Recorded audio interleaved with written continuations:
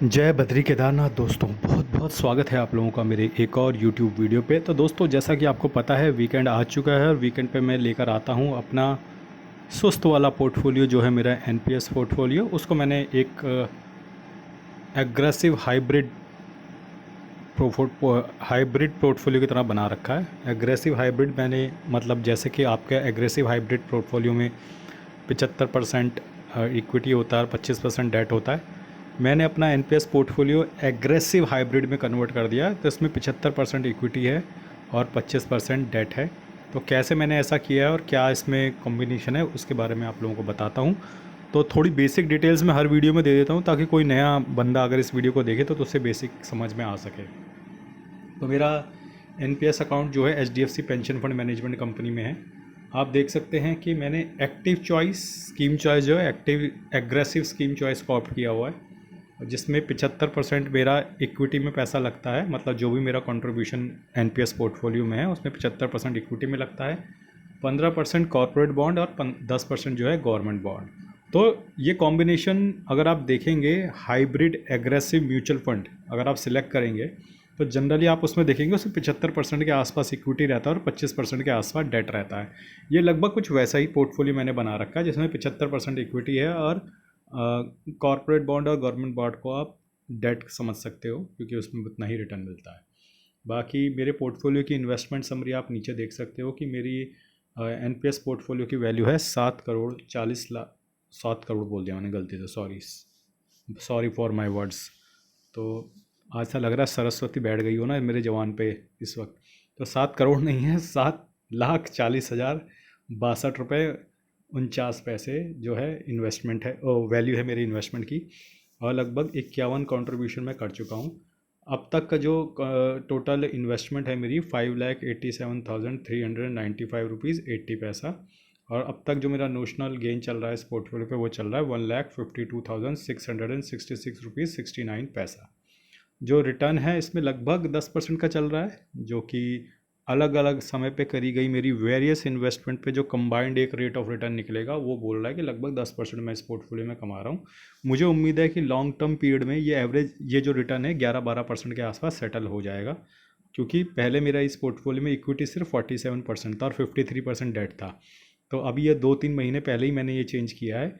मैं अब 75% इक्विटी पे आ गया हूँ और 25% डेट रहने दिया है। तो मुझे ऐसा लगता है कि आने वाले दिनों में ये जो एक्साइर आ रहा है ये थोड़ा और इम्प्रूव होगा, और ये 12% के आसपास अगर सेटल हो जाता है लाइफ लॉन्ग तो मुझे बिल्कुल खुशी होगी, मुझे कोई दुख नहीं होगा। क्योंकि हिस्टोरिकल डेटा भी यही बताता है कि एनपीएस पोर्टफोलियो जो है आमतौर पे 11 से 12% का रिटर्न देते हैं। अब तो एग्रेसिव वाले ऑप्शन भी आ गए हैं, आप 100% इक्विटी भी कर सकते हैं। अगर आप 100% इक्विटी करेंगे तो वो 14-15% के आसपास भी रिटर्न निकाल सकता है, लेकिन वो गारंटी के साथ कोई नहीं कह सकता। और जितने भी एग्जिस्टिंग पेंशन फंड मैनेजमेंट वाली कंपनियां हैं, चाहे एचडीएफसी है, आईसीआईसी है, एसबीआई है, कोटक है, तो आप किसी भी अकाउंट खुलवा सकते हैं। क्योंकि काफ़ी लोग मेरे से पूछते हैं कि कौन सा बेस्ट है। देखिए, इनको अकॉर्डिंग टू गवर्नमेंट नॉर्म्स ही इन्वेस्ट करना होता है, लेकिन अब फ़र्क पड़ेगा क्योंकि गवर्नमेंट नॉर्म्स के अकॉर्डिंग ये इन्वेस्ट नहीं करेंगे। अब ये आपके नॉर्म्स के अकॉर्डिंग इन्वेस्ट करेंगे भविष्य में। तो अब आपको एक अच्छी एसेट मैनेजमेंट कंपनी को चुनना बहुत ज़रूरी है, जो आपको अच्छा रिटर्न निकाल के दे सके। मान लीजिए कि आपने 100% इक्विटी का ऑप्ट कर लिया एनपीएस में, तो अब आपको अच्छी फंड मैनेजमेंट कंपनी चुनना पड़ेगा जो आपको अच्छा रिटर्न निकाल के देखे।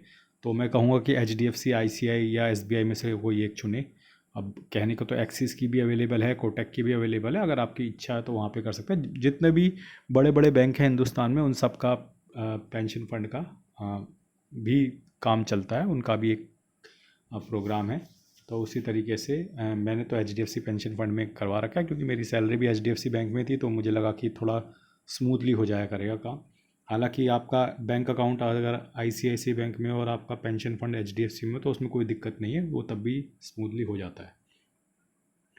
बाकी इसमें नीचे दिख रहा है कि किस तरीके से मेरे कंट्रीब्यूशन हो रखे हैं। तो 50,000 के मैंने वॉलंटरी कंट्रीब्यूशन कर दिया था अप्रैल में ही, क्योंकि उस वक्त मार्केट डाउन थी। और वो जो कंट्रीब्यूशन मैंने किया था उस पर मुझे 30% का टैक्स बेनिफिट भी मिलेगा, प्लस 11-12% के रिटर्न भी मिल जाएंगे। अब आप देख सकते हो कि किस तरीके से मेरा मंथली जो है कंट्रीब्यूशन जा रहा है। और ठीक ठाक कट रहा है। और नीचे आपको दिख जाएगी एनएवी और यूनिट्स, जैसे आपको म्यूचुअल फंड्स में यूनिट्स मिलती हैं और उसकी एक एनएवी होती है, ठीक उसी तरीके से आपके एनपीएस पोर्टफोलियो के भी यूनिट्स मिलती हैं। जो भी पैसा आपका कटता है मंथली, उसके बदले में आपको यूनिट्स एलोकेट की जाती हैं और उन यूनिट्स की एक वैल्यू होती है जिसे हम नेट इंट्रिंसिक वैल्यू बोलते हैं, एनएवी। तो वो भी यहाँ पर भी एप्लीकेबल है। और आप देख सकते हैं कि किस तरीके से मुझे हर कंट्रीब्यूशन पे एक नंबर ऑफ़ यूनिट्स एलोकेट की जा रही हैं। तो दोस्तों, मैंने कुछ फ्लिपकार्ट के लिंक्स भी दे रखे हैं इस वीडियो पे। अगर आप अपने मोबाइल स्क्रीन पर टैप करेंगे तो लेफ़्ट साइड बॉटम पे आपको नज़र आ जाएंगे वो लिंक्स। तो संडे का दिन है, अगर आपको शॉपिंग करनी है, और आमतौर पर लोग शॉपिंग करते हैं, ऑनलाइन शॉपिंग करते हैं, तो अगर आपको ऑनलाइन शॉपिंग करनी हो तो आप लोगों से रिक्वेस्ट है कि आप मेरे फ्लिपकार्ट के लिंक का इस्तेमाल करें, जो कि इस वीडियो में आप मोबाइल स्क्रीन पर टैप करेंगे तो लेफ़्ट साइड बॉटम पे आपको दिख जाएगा व्यू कोड करके, उसके अंदर जाके आपको फ्लिपकार्ट के लिंक मिल जाएंगे। वहाँ जाकर आप कुछ भी टाइप कीजिए, जो भी प्रोडक्ट आपको लेना है फ्लिपकार्ट पे, और आप ले सकते हैं। मैं आपको यकीन दिलाता हूँ, सारे स्कीम, सारे ऑफर, सारे डिस्काउंट जैसे आपको नॉर्मल फ्लिपकार्ट पे मिलते हैं, यहाँ से भी मिलते रहेंगे। और आपके भाई को एक मॉनेटरी सपोर्ट रहेगा जब भी आप यहाँ से कुछ शॉपिंग करेंगे। आधा 1% का कुछ कमीशन होता है जो भी प्रोडक्ट्स आप खरीदते हैं। तो आपकी इच्छा है, अगर आप सपोर्ट करना चाहें और ख़रीदारी करने के इच्छुक हो तो कर सकते हैं। नहीं भी करेंगे तो हमें कोई दिक्कत नहीं है। आप लगातार हमारे वीडियोस पे आते रहिए, उसी से हमारा भला होता रहेगा। तो दोस्तों, ये तो था मेरा एनपीएस पोर्टफोलियो का वीडियो। और आपका एनपीएस अकाउंट किस बैंक में है या किस कंपनी में है, ज़रूर कमेंट सेक्शन में बताइएगा ज़रूर। और ख़ासकर सरकारी लोग भी अपने कमेंट्स साझा कीजिए कि वो किस तरीके से इन्वेस्ट करते हैं और किस तरीके से कहाँ कहाँ वो लोग इन्वेस्ट करने का ऑप्शन है। क्योंकि मैंने देखा है कि सरकारी एम्प्लॉयज़ के लिए कुछ ऑप्शंस अलग होते हैं कंपैरेटिवली प्राइवेट एम्प्लॉय के। क्योंकि मैं एक प्राइवेट कंपनी का एम्प्लॉय हूँ, तो हमको ज़्यादा रिस्क देने की आज़ादी दी जाती है सरकार की तरफ से, लेकिन गवर्नमेंट एम्प्लॉयज़ को इतना ज़्यादा रिस्क लेने और देने की आज़ादी नहीं दी जाती है। तो कुछ गवर्नमेंट एम्प्लॉयज़ अगर ये वीडियो देख रहे हो तो ज़रूर साझा करें कि वो किस तरीके के प्लान अडॉप्ट करते हैं और किस तरीके से उनका एलोकेशन है, जैसा मेरा एलोकेशन आपको दिख रहा है वीडियो में। बाकी आई थिंक सेफ़र है ये। मैं ये कहूँगा कि मैं म्यूचुअल फंड में इन्वेस्ट करता हूँ, वहाँ ऑल इक्विटी खेलता हूँ, तो हर जगह मैं पूर्णतः रिस्क नहीं लेता हूँ। तो म्यूचुअल फंड में फुल रिस्क लेना है, क्योंकि वहाँ पे मैं वेल्थ क्रिएट करने के लिए निकला हूँ, तो वहाँ पे 100% इक्विटी में रहता है मेरा। बाकी आप एनपीएस पोर्टफोलियो में देखोगे तो ये हाइब्रिड एग्रेसिव है, हाइब्रिड डेट एग्रेसिव वाला पोर्टफोलियो टाइप है ये। इक्विटी और डेट का कॉम्बो है, 75% इक्विटी में है, 25% डेट में है, तो इसमें सेफ्टी भी है, 25% आपका सेफ रहेगा। फिर जो आपका एफडी और सेविंग्स अकाउंट है, वहाँ तो आप 100% सेफ़ हो। आपका पीएफ अकाउंट है, वहाँ पे भी आप 100% सेफ़ हो।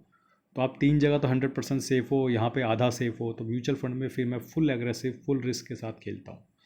तो ये मेरी सोच है, स्ट्रैटेजी है, जिसके तहत मैं इन्वेस्ट करता हूँ। उम्मीद करता हूँ आप लोगों को ये वीडियो पसंद आया होगा। जल्दी आपसे दोबारा मिलूँगा। आज के लिए बस इतना ही। धन्यवाद। Good bye. जय बद्री केदार।